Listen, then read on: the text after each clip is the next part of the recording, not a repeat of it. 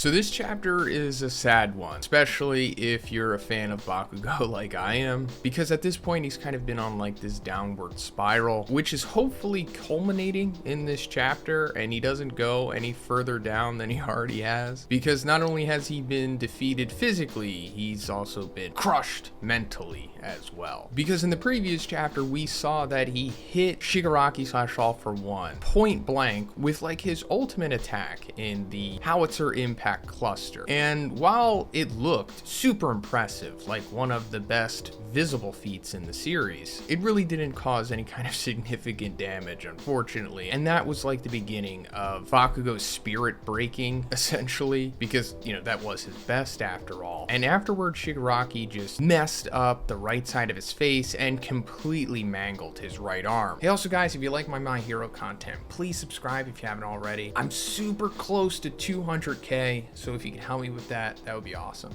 Thanks. And we're seeing the follow-up to that at the beginning of the chapter here, where Shigaraki's like picking him up with his foot, and instead of continuing the physical damage here, he just piles on the mental anguish instead, because he's like, having my quirk erased right now is a blessing in disguise, because your corpse will be left intact. So his quirk is being erased because Monoma is still currently siphoning Aizawa's quirk, because if he wasn't, then Shigaraki would just activate decay and everything would just be over instantly at that point. But the whole corpse left intact line here means that he wants to use Bakugo as a device to basically have Izuku like rage out of control and succumb to his emotions when he gets there, because he also says, remember his sheer fury when I poked you full of holes last time, in reference to the previous war. And yeah, Izuku was pretty filled with fury at that point. He wound up looking like a symbiote or something. And then Shigaraki ultimately winds up saying like, it's time for a reality check, Bakugo. No matter the heights you reach, you'll never be more than Izuku Midoriya's hanger-on, a minnow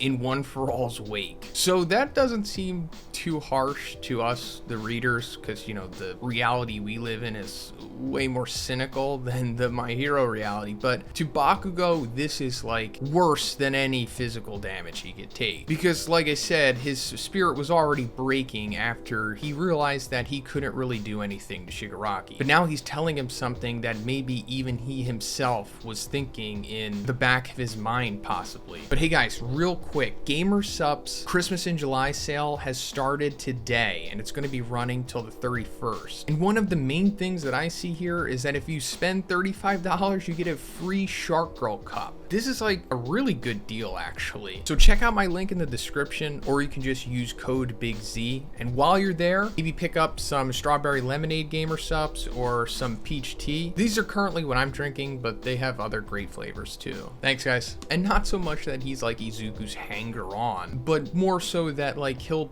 never really be able to surpass Izuku. And aside from just becoming the #1 hero, which is Bakugo's ultimate goal, his other big purpose and goal is to surpass Izuku, because realistically he would have to anyway to become the #1 hero eventually. But now Izuku has become so unbelievably powerful that Bakugo has realized that it's probably not going to be able to happen at this point. And while he's not said it out loud, he's definitely probably been thinking about it, especially because of the reaction that we see Bakugo give to Shigaraki saying that. So yeah, Bakugo is pretty much completely broken at this point, or at least almost. But hopefully Bakugo gets some kind of redemption here, or a second wind or something, because if he doesn't, then he's essentially been regulated to Vegeta status at this point. Also, the fact that everybody's kind of waiting on Izuku to show up and save the day more so makes it feel like that more than ever, because that's like Goku's thing. Not to mention, Goku surpassing everyone else in the series and just leaving them so far behind on the power scale already. But Nejiri comes in and tries to help Bakugo here, but Shigaraki just winds up using Bakugo as a shield, and this thwarts her plan, of course. And then we see Tamaki come in, and he injects Shigaraki with scorpion venom. And also Tamaki's line here saying eating bugs is all the rage these days is kind of like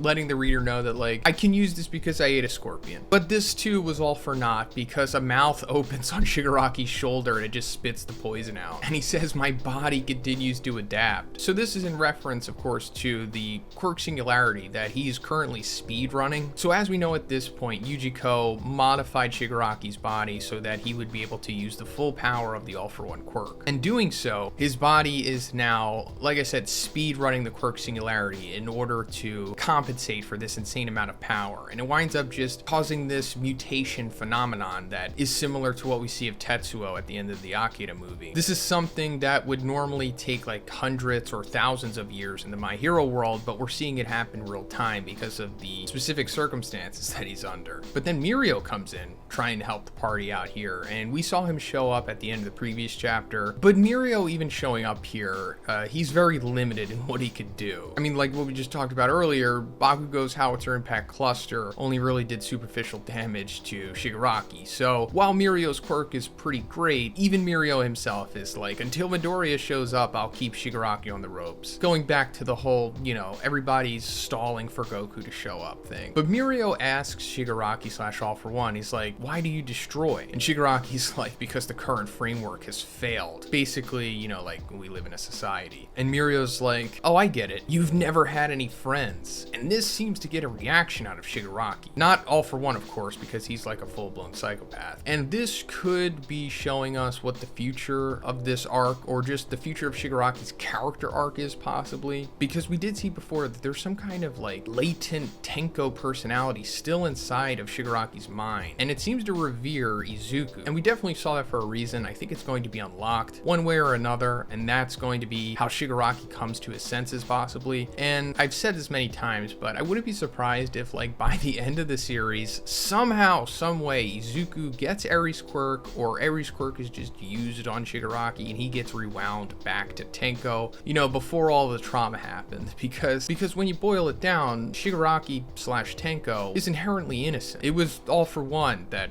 crafted and caused everything, which actually still hasn't been fully revealed yet. But then we come to the end of the chapter with Best Jeanist tending to Bakugo, who, you know, we just went over, had his spirit and will totally crushed here. And he's like, this foe is beyond any of us. He surpassed all expectations. We're well past the point of exploiting your previous encounters with Shigaraki. That was a stellar showing. You've done enough. And just when we think all is lost with Bakugo, we see him still observing Shigaraki fighting the big three. He's like, right side, finger, feint. And Best Jeanist is like, even now, this boy, despite everything, he's still. And then that's where the chapter ends. And we can just assume he's saying he's still got fight left in him. He's still analyzing the battle. He still wants more. Despite, you know, getting destroyed physically and mentally here and being shown that there's pretty much nothing he can do. So hopefully this leads to, like I said, a redemption for Bakugo here. And he does do something substantial. It would be nice if Bakugo gets one last big win here, considering that this is the final arc. But he's going against like the god villain, so it's just unlikely unless he gets one for all again or something like he did in the Two Heroes movie, and that would be incredible. But considering that it did happen in the movie, it's just unlikely that it's going to happen here. I mean, I hope it does, and I think Horikoshi did say that that was his original ending that he had in mind, but he just decided to use it for the movie instead. But let me know what you think about this chapter in the comments, guys. Do you think this is the end of Bakugo? Is he just regulated to Vegeta status at this point, or is he going to have some kind of substantial outcome here that will justify his character in the end? Let me know. And if you liked the video, please give it a like and please subscribe if you haven't already. Have a great day. I'll see you in the next one.